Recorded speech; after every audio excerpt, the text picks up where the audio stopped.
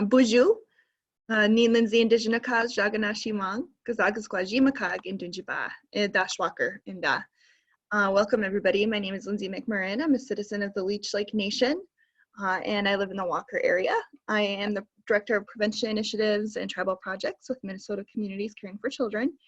So good to see many returning faces and some new and newer faces today as we come together to celebrate the completion of 9 weeks of being together despite physical distancing or remaining socially connected as part of our Practicing Resilience series. So we thank all of you for taking the time to share with us and to learn and to practice and to grow. That's really what our work is focused on, is helping individuals, families, and communities really build those skills and empower one another to become those places where we can all thrive. We know in our current times, it looks a little bit different. I want to acknowledge again that this is our last live session of Practicing Resilience for now, but I do want to encourage you to check out our webpage. There are many recorded sessions over the last 9 weeks that are archived there and will remain to be an ongoing resource for all of us to access whenever we want to get a refresher or get some new ideas for ways we can continue to build and practice our resiliency skills. So today, we are going to go ahead and get going into the program. We are going to start with a deep breath, do a short reading, and then I'm going to pass things over to my friend and colleague Becky, who is going to lead us through some connection type meditations today in our time together. So with that, I want to invite everybody to join us in practicing resilience, right? So we're going to place your feet flat on the floor, sit up straight, but not uptight, I think is a good way to describe it. Go ahead and lower your gaze or close your eyes if you're comfortable. We're just gonna take some simple deep breaths together. I like to do the 4-7-8 breathing. It's something actually I use when I have trouble going to sleep now as well. I do a few rounds of the 4-7-8 breathing and it really relaxes me, kind of quiets my mind.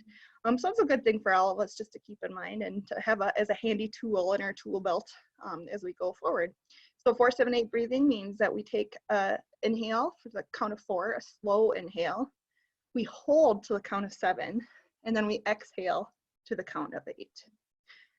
I'll go ahead and talk us through the first time, and then we can do it a couple more times on our own. So go ahead and take a deep breath, inhaling. 1, 2, 3, 4, and hold. 1, 2, 3, 4, 5, 6, 7, and exhale. 1, 2, 3, 4, 5, 6, 7, 8. Go ahead and do a couple more rounds on your own.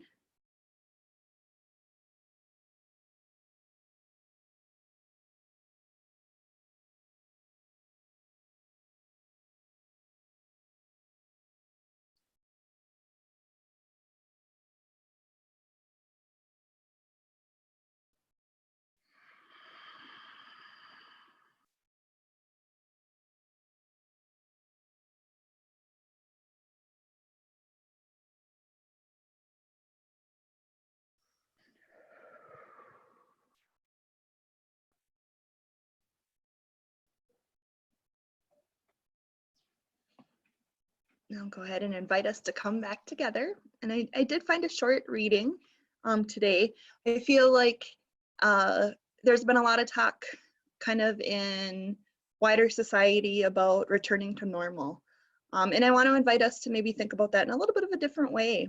We've been doing great work together for the last 9 weeks in practicing our own resiliency, practicing our self-care, right? Being able to take care of ourselves despite these stressful times. And I want us to carry that forward. I think rather than the idea of returning to normal, what about creating a new normal? And I really hope that you carry with these practices with you going forward and reflect on that time, taking time for yourself in order to be able to pour out to others more effectively and abundantly. So in order to do so, I want us to think about that as an invitation to brave space. This piece is by Mickey Scott Bay Jones, and I'll go ahead and share that. Together, we will create brave space, because there is no such thing as safe space. We exist in the real world. We all carry scars, and we have all caused wounds. In this space, we seek to turn down the volume of the outside world. We amplify voices that fight to be heard elsewhere. We call each other to more truth and love. We have the right to start somewhere and continue to grow. We have the responsibility to examine what we think we know. We will not be perfect. This space will not be perfect. It will not always be what we wish it to be, but it will be our brave space together, and we will work on it side by side. Thank you, and with that, I want to turn things over to Becky. Thanks, Lindsey.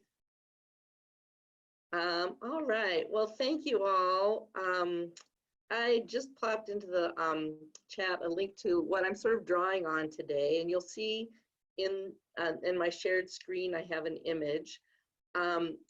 You know, a lot of what we do at Minnesota Communities Caring for Children is spend time thinking and talking about relationship and connection, and how strong relationship and connection are as protective factors, protective systems. And we've talked about that. We've talked about the core protective systems of individual skills and capabilities. So that breath that Lindsey just walked us through is something any of us can use anytime to help us fall asleep. When we notice it's a tool that we can use individually. When we do it together, it has even more power, and how much we need relationship. And so grateful to those of you who've been coming and who are here today to continue practicing relationship, even when we can't do it as easily in person. And community, right? So those nesting and community and relationship and connection really ties throughout all of those, right? All our ability to do our individual skills and capabilities is so strengthened by relationship and connection.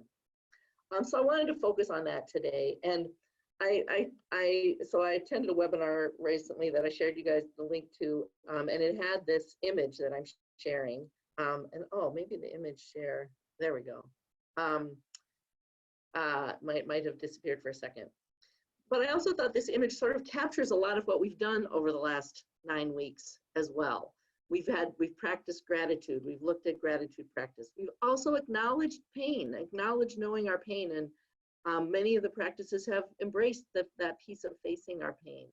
And I think, for me anyway, these practices let me shift my view, help me see in a way that then carries me forward into the world and into the next step, and that constant process of reinventing. I mean, we are creating new iterations, trying new things. And so anyway, I really enjoyed that image and wanted to share it with you.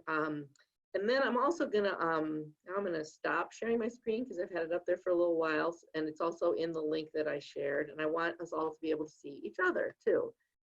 So if you're not in gallery view, you can be in gallery view. The recording will still just record me, so you don't have to worry about, or whomever's speaking is who it records, and we'll pause it before we get to conversation.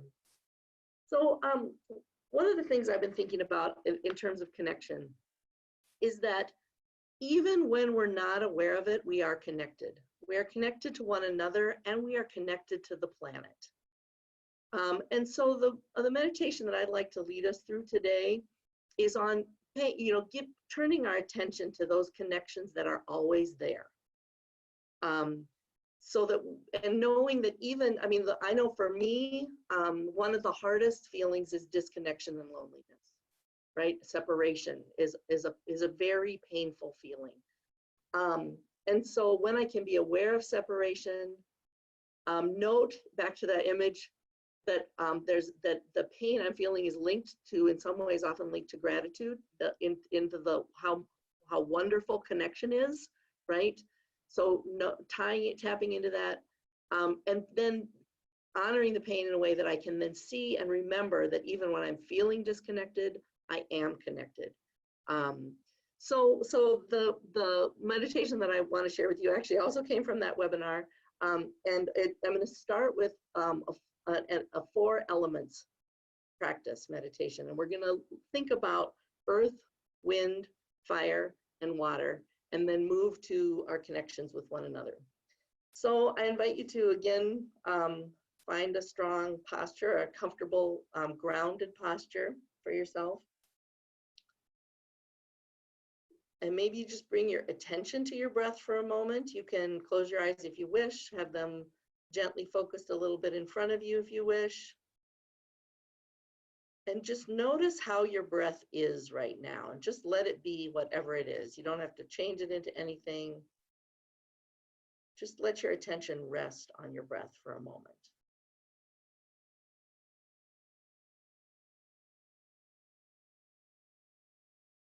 I like to notice my breath in my belly. Soft belly was one of the practices Susan led us with one time.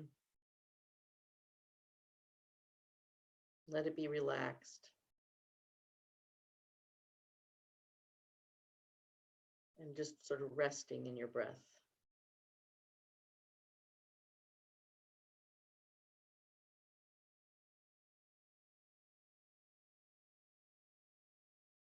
And then bring to mind the earth.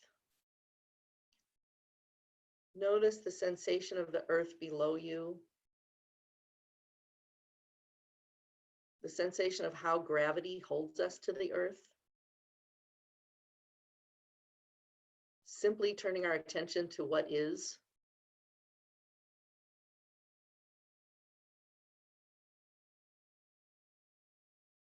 And then notice all of the ways that nutrients from the earth come into our bodies. Ultimately, all that we are made of comes from the earth. Whatever your last meal was, might have included vegetables that were grown directly from the earth and brought into your body. Might have been animal products, but they also took grass and other earth-grown things into their bodies.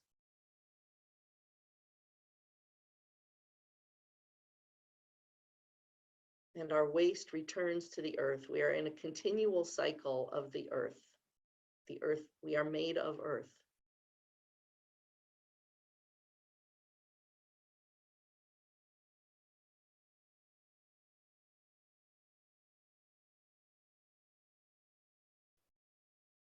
We are connected to earth. We are never disconnected from earth.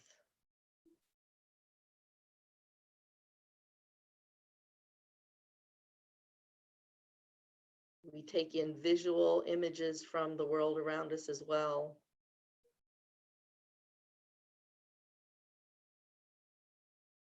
And sounds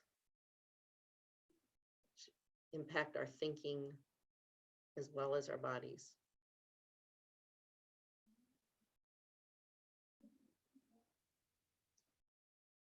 And then bring your attention back to your breath again.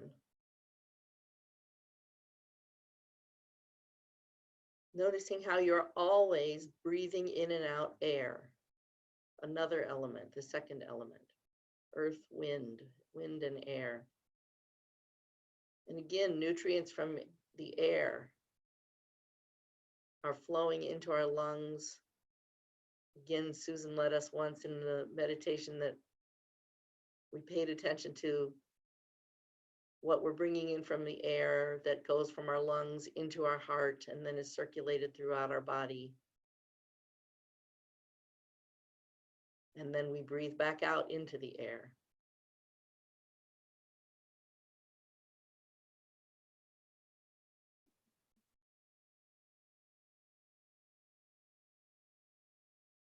Just notice that for a couple of breaths.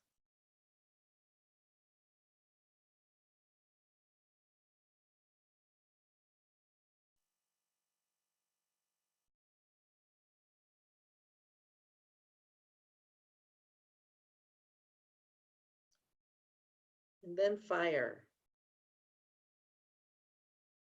The fire of the sun is embedded in the plants that we eat and feed us. And we can notice where in our body there is warmth and coolness, where temperature changes happen,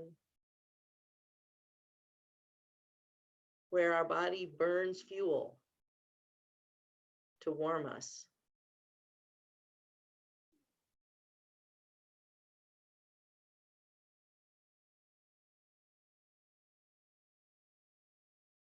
Just notice for a moment the way your body creates heat.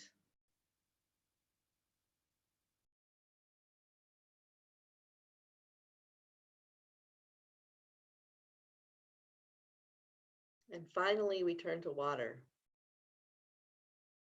Water is life. Our planet is mostly water. Our bodies are mostly water. Our sky is blue because of water in the atmosphere. Again, water is coming into us and leaving us all of the time. On our breath, moisture in the air, what we drink, flowing through our veins. We are made of water.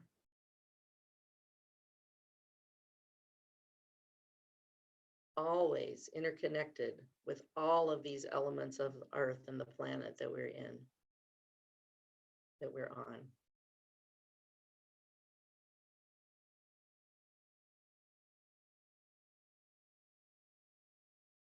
And finally, bringing our attention to our connectedness to each other.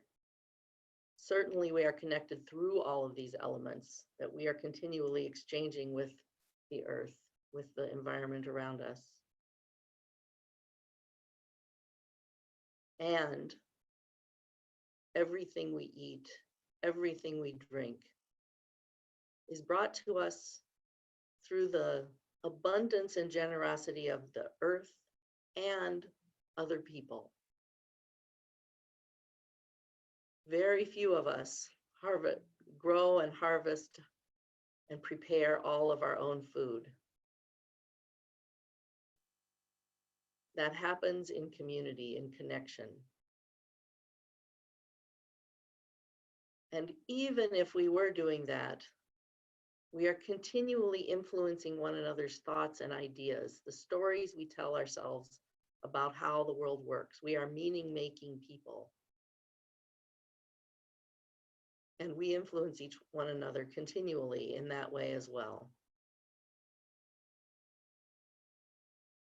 So before we finish, just take a moment to notice all the ways we are interconnected with the world around us and with one another. And be aware of that truth that we are often not aware of, that is always happening, that we are always interconnected, always exchanging pieces with one another and the Earth.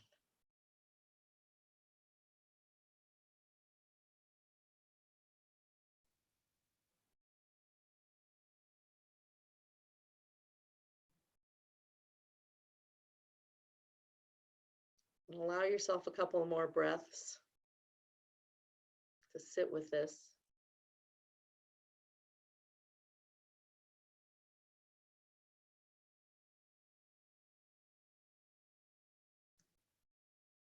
And when you're ready, you can return your attention to the room and the group.